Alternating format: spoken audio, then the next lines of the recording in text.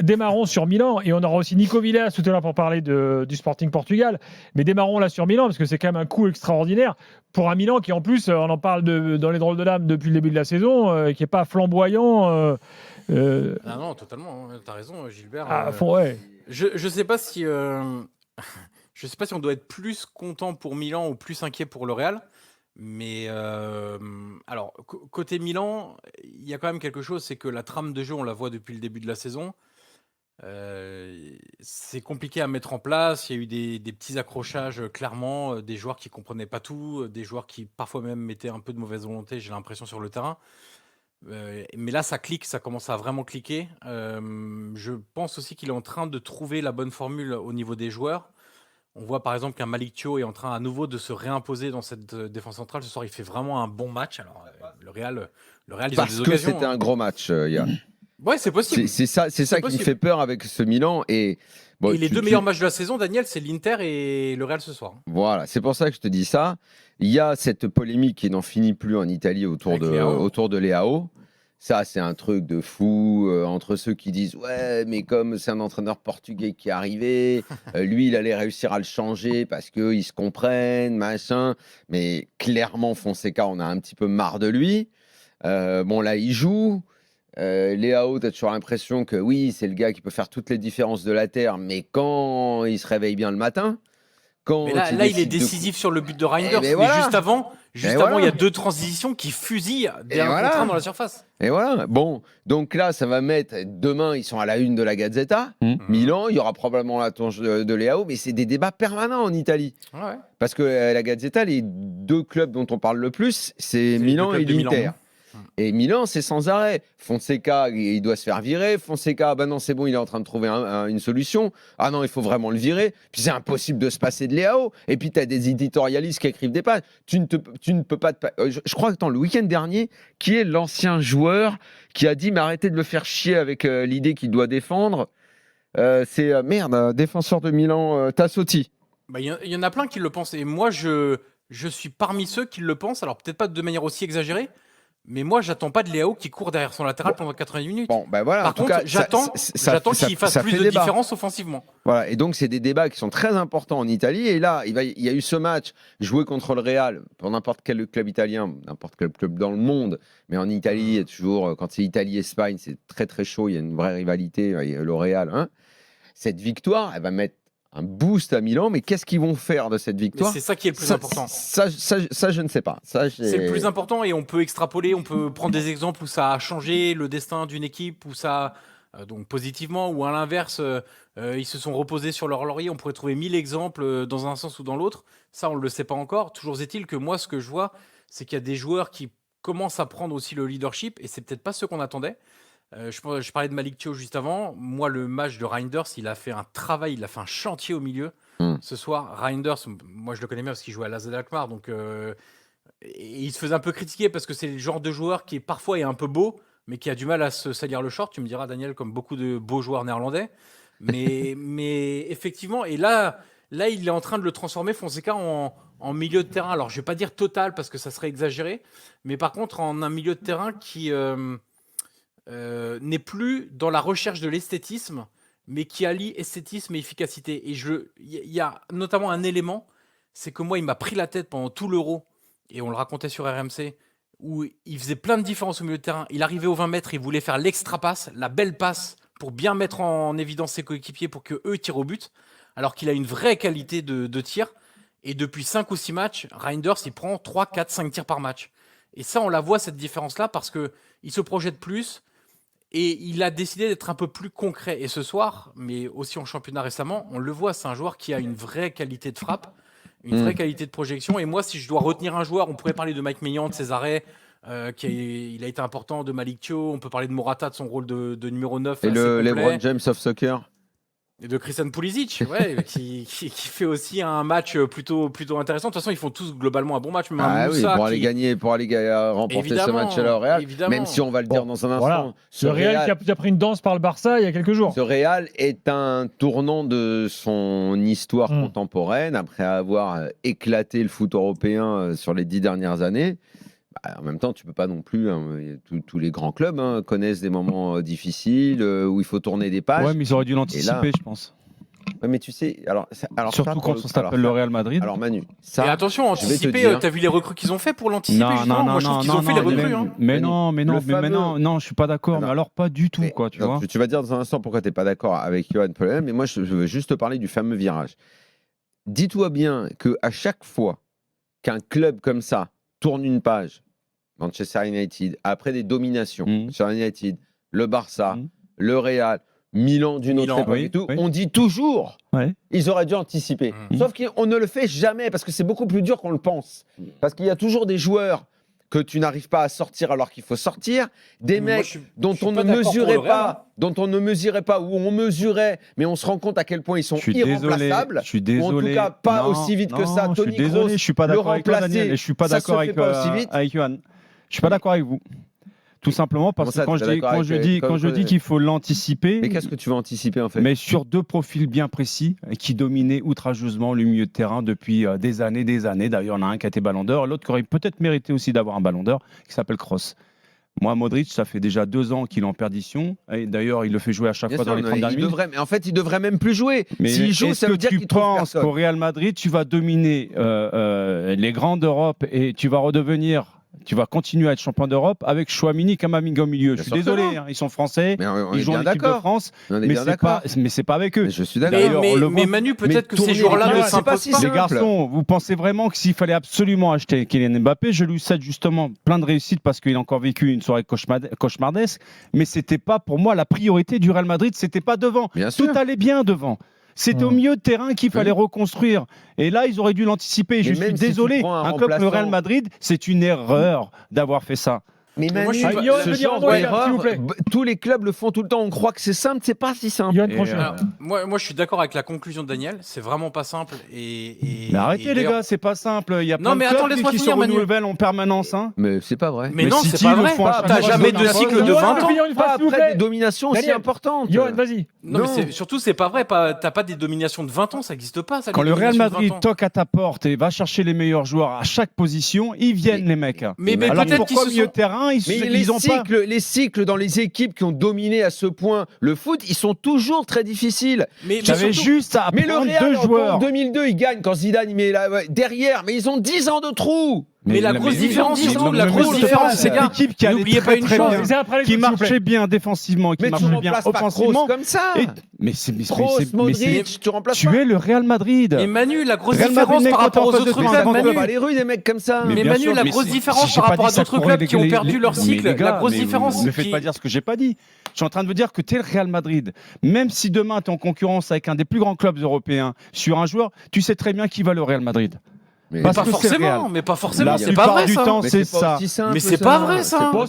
Et ensuite Edgar Groslo, il est Attends, non, Gilbert, je voudrais juste dire un truc. Non mais tu restes là. Ok. Tu restes là, tu le diras dans quelques instants. On va essayer de faire ça calmement. 23h51, Manu Petit est là, Daniel Riolo est là, soirée de folie en Ligue des Champions, on débriefe tout ça ensemble, il y aura la libre antenne tout à l'heure de 12h30 à 1h30, donc ça pourra continuer tout à l'heure avec Nico Villas et Thibaut Jean-Grande évidemment, Johan Crochet là également, et Edgar Groslo nous rejoint à Madrid. Edgar, bonsoir. Salut messieurs, salut tout le monde. Bon, le débat a commencé un peu sans toi. Lui, depuis qu'il est parti à Madrid, c'est le bordel partout. J'étais sûr que tu allais dire ça. Depuis qu'il est à Madrid, c'est le feu. Que dit-on dans les travées du stade du match de Kylian Mbappé? On s'est tous réunis en zone mixte et tous les journalistes espagnols se sont retournés, se sont regardés en disant c'est la crise. Voilà, c'est la crise. Ça faisait un petit moment qu'on n'avait pas connu une telle crise parce que là, il faut se rendre compte qu'ils se sont pris 9 buts sur les 3 derniers matchs à domicile. 9 buts parce qu'il faut inclure aussi les buts pris contre Dortmund, 4-0 pris par le Barça et là, le coup dur de ce soir, 3 buts encore par l'AC Milan. Contre Dortmund, ça avait été une sorte de miracle, mais déjà là, il y avait les prémices d'un truc un peu... Exactement. Et là, tu as donc ta première défaite à domicile en Ligue des Champions depuis avril 2022. Ça faisait 15 ans que le Real n'avait pas perdu 2 matchs d'affilée à Bernabéu.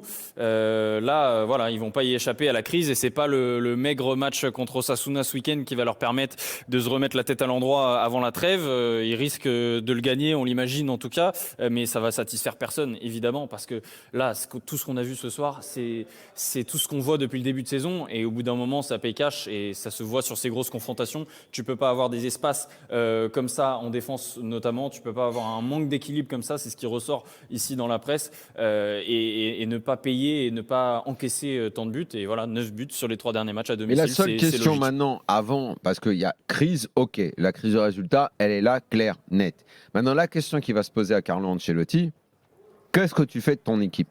Est-ce que tu tentes de la, j'allais dire construire ou reconstruire en faisant des choses de base pour retrouver un peu l'esprit de l'année dernière, c'est-à-dire que Bellingham, tu le fais jouer dans son poste. Voilà. Que au milieu. Ça, ce soir, c'était un petit peu le cas parce que Bellingham, il joue 9,5 ce soir et il est toujours pas en réussite. Mais il fait des changements par rapport à Bellingham. Juste Bellingham, il n'y arrive pas pour l'instant. Ça, c'est sûr. Bellingham, il faut dire que ça fait des mois qu'il n'est pas bon. Que tu joues sans avant-centre parce que c'était le cas l'année dernière, c'était le cas en équipe de France et ce sera le cas au Real tout le temps. Je me tue à le répéter depuis des mois, ça fera bientôt des années. Ça n'est pas et ça ne sera jamais un numéro 9. Donc, exactement comme tous les autres sont prisonniers de ce truc-là, Ancelotti est dans la même prison. Et donc, je vais redire la phrase que j'ai répétée 150 fois. Mbappé, soit c'est à gauche, soit c'est sur le banc. Et puisqu'à gauche, il y a mieux que lui en ce moment, puisque Vinicius a encore le privilège et de l'antériorité et des performances, eh bien, ça va aller sur le banc, parce que ça ne peut pas être autrement, parce que ça ne serait pas un 9, et un 9, t'en as un sur le banc, et il va falloir le faire jouer. Est-ce que le Real peut assumer une telle décision? Eh bien, le Real est un grand club, le Real est capable d'assumer une telle décision. Mais ils ne peuvent pas continuer comme ça, ça crève les yeux. Et si ils n'y arrivent pas, parce que même en faisant ce choix-là, c'est-à-dire de mettre Rodrigo, de sortir Mbappé et de retrouver un semblant, une équipe un peu similaire à celle dans la construction, en tout cas à celle de l'année dernière, eh bien là, ça voudra dire qu'on est carrément à une fin de cycle, ce qui ne serait pas gravissime parce que ça arrive dans l'histoire des clubs. Quand tu es repu de victoire, quand tu as gagné des Ligues des Champions, à plus savoir qu'en faire, tous ces joueurs-là ont tellement eu des succès, ça arrive de baisser, ça arrive d'être supplanté par d'autres qui ont également le droit de bien travailler. Donc ce ne sera pas non plus un mal que de voir le Barça meilleur, que de voir Liverpool meilleur, tout ça. Mais avant d'en arriver à ce constat, il va déjà falloir qu'Ancelotti se dise qu'est-ce que je fais? Parce que ce que je fais en ce moment, c'est quelque chose qui n'est pas normal. Je fais des trucs pas normaux en ce moment, déjà. On va écouter dans quelques instants Karim Benzema qui s'est exprimé sur Kylian Mbappé. Il connaît bien le Real, évidemment. Il connaît bien Kylian Mbappé. Il connaît bien la position de 9. Il connaît bien la position de 9. On va l'écouter dans quelques secondes. Et j'aimerais que Manu, avant que tu t'en ailles, que tu nous dises ce que tu en penses. Mais Johan, avant la pub, voulait placer une démonstration sur le Real, je crois, Johan. Non, c'est plus une démonstration, mais là où je n'étais pas d'accord avec Manu, c'est que ils ont pour moi cherché à anticiper parce qu'il y a très peu de clubs qui ont autant recruté de joueurs de moins 25 ans que le Real sur ces 3 dernières saisons. Ils ont pris Camavinga, Tchouaméni, Bellingham, Arda Güler. Donc ils ont cherché des profils. Hendrick, ils ont pris des profils pour remplacer ces joueurs-là. Après que les profils, soit ils ont été mal choisis, peut-être pas, soit les mecs sont pas assez forts pour l'instant à s'imposer au Real pour le moment, c'est un autre débat. Mais pour moi, ils ont mis l'argent.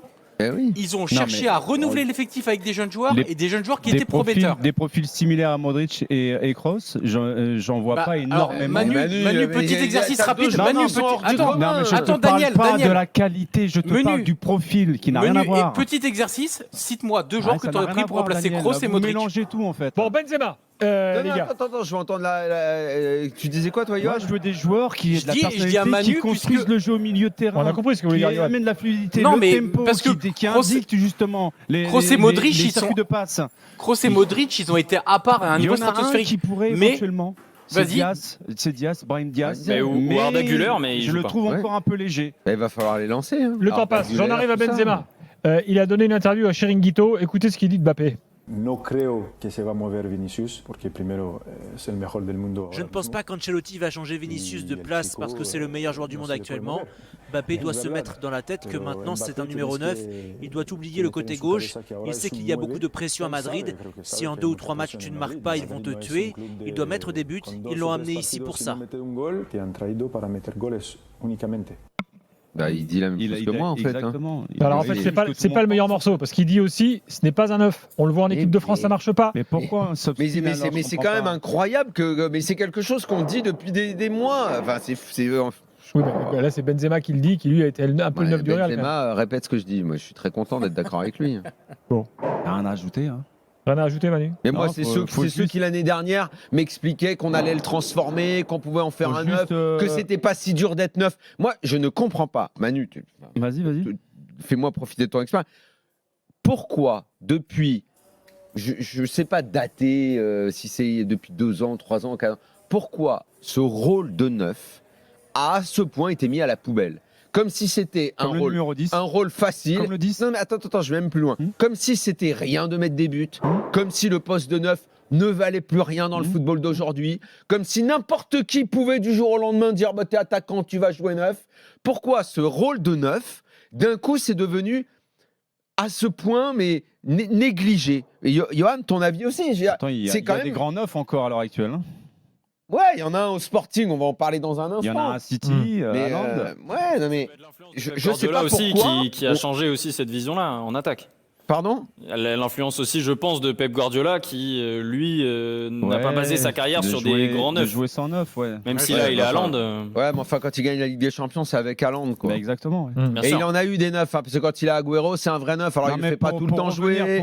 C'est cela, mais enfin, souvent, c'était lui qui le sortait. Mot de la fin de Manu qui va nous quitter ensuite. Bah, de Kylian Mbappé, quoi. Je veux dire, j'ai été joueur. Je sais que quand tu traverses des tempêtes, quand tu as l'impression que la pression elle est de plus en plus énorme, que tu t'enfonces de plus en plus dans le sol, qu'il n'y a personne autour de toi pour te soutenir ou pour te protéger, parce que là, il est tout seul. Hein. Et là, j'imagine demain le mal de tête. Je pense qu'il ne va pas beaucoup dormir cette nuit. Et donc, je souhaite bonne chance au Real Madrid. Je souhaite bonne chance à Kylian Mbappé. Mais quelque part, je me dis que le karma, des fois, il ne faut pas trop jouer avec. Hein.